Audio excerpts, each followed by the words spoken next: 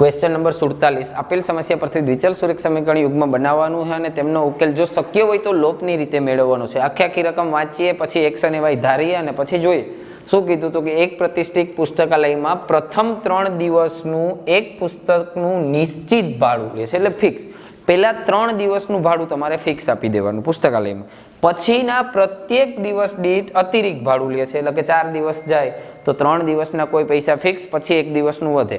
5 દિવસ જાય તો 3ના ફિક્સ, પછી 2 દિવસનું ભાડું દિવસો પ્રમાણે દેવાનું. તો સરિતા 7 દિવસ પુસ્તક રાખવાના 27 ચૂકવે છે, જ્યારે સૂચિ 5 દિવસ પુસ્તક રાખવાના 21 ચૂકવે. તો નિશ્ચિત ભાડું અને પ્રત્યેક વધારાના દિવસનું ભાડું મેળવવાનું છે. પહેલા તો ધારી લ્યો, ધારો કે નિશ્ચિત ભાડું x, ધારો કે નિશ્ચિત ભાડું x રૂપિયા, એટલે પ્રથમ 3 દિવસનું ફિક્સ જે ભાડું છે તે x મળી ગયું. હવે વધારાના પ્રત્યેક દિવસ દીઠ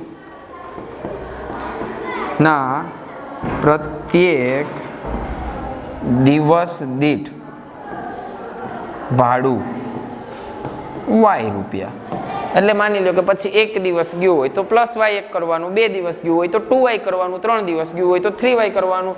અહીંયા પેલા બેન છે તે 7 દિવસ પુસ્તક રાખવાના 27 ચૂકવે છે, તો અહીંયા કેમ લખવાનું તો કે 27 મહિના પહેલા 3 દિવસનું ભાડું ફિક્સ, એટલે પ્રથમ 3 દિવસના એને અહીંયા x રૂપિયા ચૂકવી દીધા.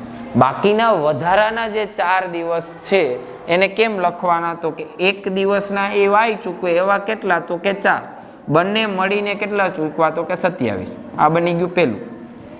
સૂચિ 5 દિવસ પુસ્તક રાખવાના 21 ચૂકવે, તો સૂચિને પેલા 5 દિવસમાં પ્રથમ 3 દિવસના તો અહીંયા આપી દીધા, વધારાના કેટલા દિવસ તો કે 2, તો અહીંયા લખવાનું 1 દિવસના y તો 2 + 2 બરાબર એના કેટલા તો કે 21. સમીકરણ નંબર 2. હવે આનો ઉકેલ આપણે શક્ય હોય તો લોપની રીતે જ શોધવાનું છે. તો લોપની રીતે શોધવામાં પહેલાં તો આની નિશાની અલગ અલગ કરવી પડે, બાકી સહગુણક તો સરખા જ છે.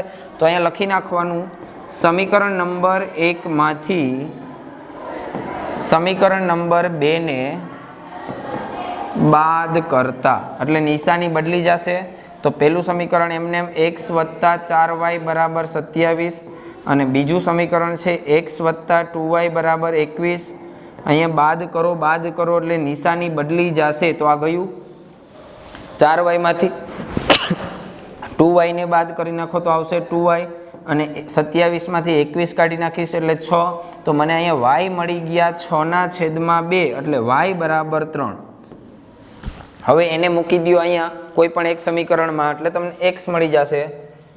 y = 3 કોઈ એક સમીકરણમાં મૂકી દઈએ. ચાલો અહીંયા લખીએ y = 3 સમીકરણ નંબર 1 માં મૂકતા.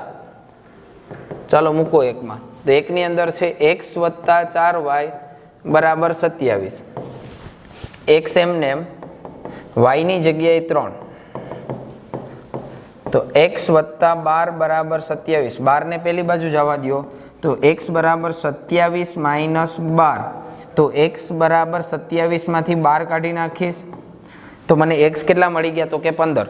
તો પ્રથમ 3 દિવસના એને 15 રૂપિયા ચૂકવવા પડે, પછી વધારાના પ્રત્યેક દિવસ દીઠ 1 દિવસના 13 રૂપિયા ચૂકવવા પડે.